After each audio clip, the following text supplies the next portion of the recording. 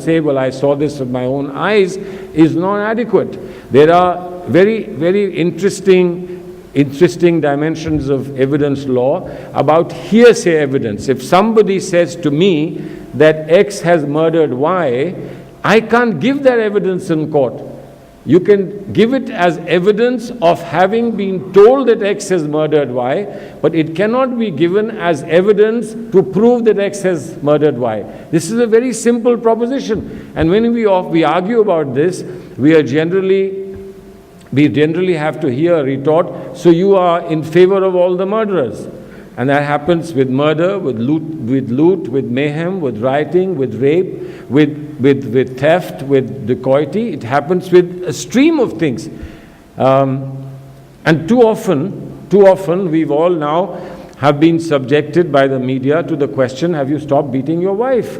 And they don't give you don't give you a chance even to say, I'm not married. They keep saying, but you have to say yes or no. You have to say yes or no.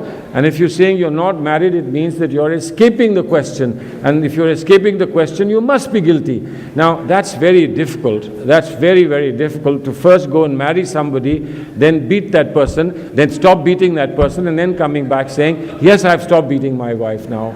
Now, this is something that I believe, apart from the larger questions that I know are in front of you, and questions that some of you have emphasized, and also the very, very important and significant contributions that the awardees have talked about and have emphasized: the building of a road through voluntary effort, the outreach in terms of health insurance, the SH, the self-help groups, and reaching out to people with self-help groups. All these are very important building blocks of development and outreach and of equity. But I think there are also basic issues of fundamental structure of governance. And I think we need to talk about it. I wish that there would be media channels who would be willing to call you and ask you about what you think we should do and what you think is important for the kind of society we want to build. Now, today when I speak to you, and when I was coming here, I saw a silent march of some very concerned-looking Indian citizens, some of them very young, walking towards India Gate. They had placards, and quite rightly, they were there to register their deepest concern about what has happened in Delhi in terms of law and order, and what has happened to this tragically to this young girl who's fighting for her life. Now, I can't tell you how much one feels for every such individual, and I think that you would be inhuman if you couldn't feel for such an individual. But my training tells me, and I think our understanding of the Indian Constitution and of rule of law and governance tells us that you don't have street trials. That you, no matter how strongly you feel about what somebody has done, you can't just condemn that person in the street trial and execute the person there and then. We have known civilizations in recent times, we have seen countries go through revolutionary process where this has been done. People have been executed in front of the public because they have violated some fundamental belief and some fundamental proposition that the people strongly support. But we can't make an exception. We cannot make an exception of any event, no matter how bad it is, including somebody that we have seen with our own eyes cause something that is acceptably abhorrible and unacceptable. We still put them through the process. I know that people asked us several questions about why did you spend so much money for 4 years to retain and to keep in comfort a terrorist? Because that is our system. Our system is that even Gandhi's murderers were put through a trial.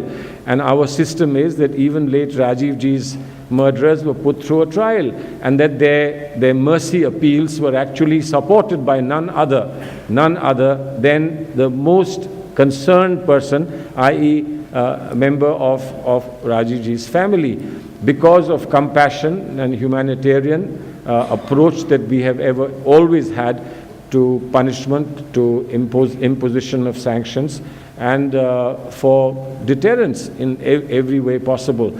But the worry is today, I think, that fundamentals that we thought we had settled and our forebearers had settled, that the constitutional makers had settled, and that all the people of the past generation seem to understand so comfortably are suddenly being questioned by a series of groups of people in the new generation. Now, I know sometimes you just have to wait for the passions to pass.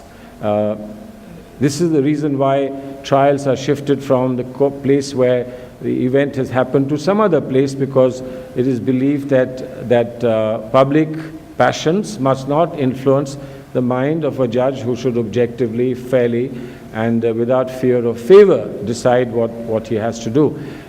So sometimes, yes, passions happen and passions pass, and I don't need to tell gathering of IAS officers what you do to get passions to pass.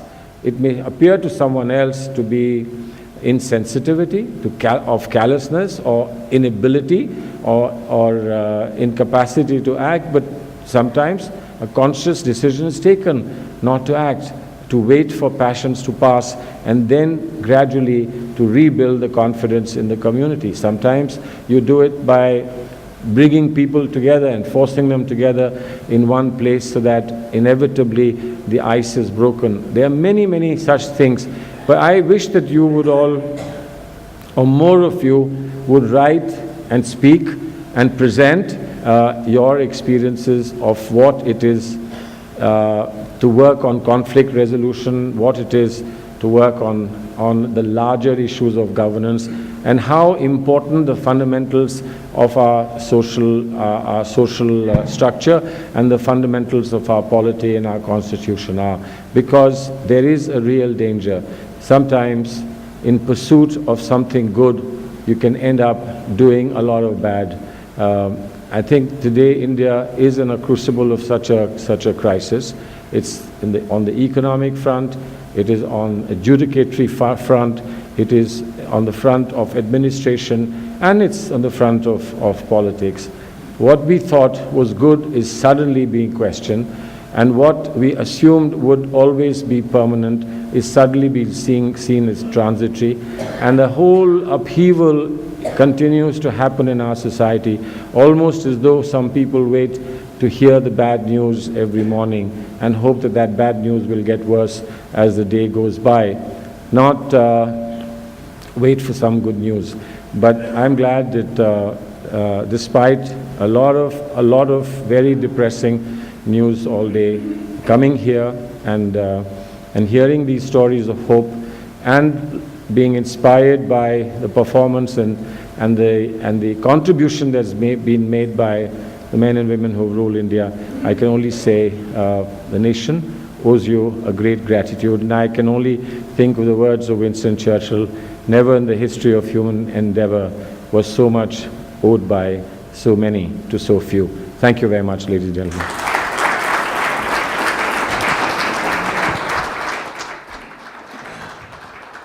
Thank you so much, Honorable Minister. Ladies and gentlemen, thought-provoking, rational, and humorous. To round off this wonderful evening, I would like to request the business editor of gfiles, Dr. G.S. Sood, to kindly give his vote of thanks. Thank you, Vallabh. Good evening, ladies and gentlemen. First of all, I want to thank you all for coming to this award function and extend a warm welcome to each of you. I have the pleasant task of delivering vote of thanks to this august gathering. On behalf of the entire team of gfiles and on my own behalf, I extend to you all a very hearty vote of thanks for gracing the award function. My very special thanks are to Shri Salmaan Khursid, Honorable Union Minister of External Affairs and Chief Guest, for kindly acceding to our request to join us here today, for encouraging us and give awards to some of our outstanding civil servants, for setting highest standards of governance and extraordinary contribution in public life. Sir, your views are indeed valuable, as you have vast experience of life in varied spheres. We all are inspired by your great words. I am grateful to Shri Arup Rai Chaudhary, Chairman NTPC, and Shri SPS Bakshi, Chairman Engineering Projects India Limited, for sparing time from their valuable schedule to be with us at this occasion. Sir, your constant support has made us more confident today. I must mention our deep sense of gratitude to our jury, headed by Shri Prabhat Kumar ji, Shri Anil Razdan ji, Shri Vishnu Bhagwan ji, and Shri M.B. Kaushal ji, besides Mr. M.R. Malla. In fact, gfiles always looked at them for their guidance and support when needed the most. Further, we are grateful to all the distinguished awardees who kindly consented to be present to receive the awards personally.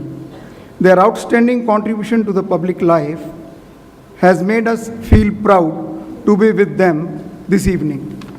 I also extend our hearty thanks to all our valued guests, many of them being well-known names in their respective fields of work, to have spared their valuable time to attend the award ceremony. I would particularly would have loved to make mention of some of them, but there is a long list. We have many of the senior bureaucrats from the central and state governments. We have renowned professors and researchers from University of Delhi. We have principals of some of the best colleges of University of Delhi. We have no words to express our deep sense of gratitude, to express the support and guidance provided by most of you. I would like to take this opportunity to place on record our hearty thanks to our advisors and sponsors for their support, without which we would not have been able to organize an event of this scale. As you all know, an event of this dimension can't happen overnight. It requires great efforts to plan the details and duly execute them. We've been fortunate enough to be backed by a team of very motivated and dedicated colleagues, though they are just handful, who know their jobs well and have worked day and night to make the event a big success. Finally, I would like to thank the management and staff of Shangri-La Eros Hotel and the dedicated team of our event managers, Be Positive, for providing the logistics and other support. We are thankful to the patience and cooperation shown by the wonderful audience who have turned up in such overwhelming numbers. Thank you very much. I now request all of you to join us for the dinner. Thank you very much.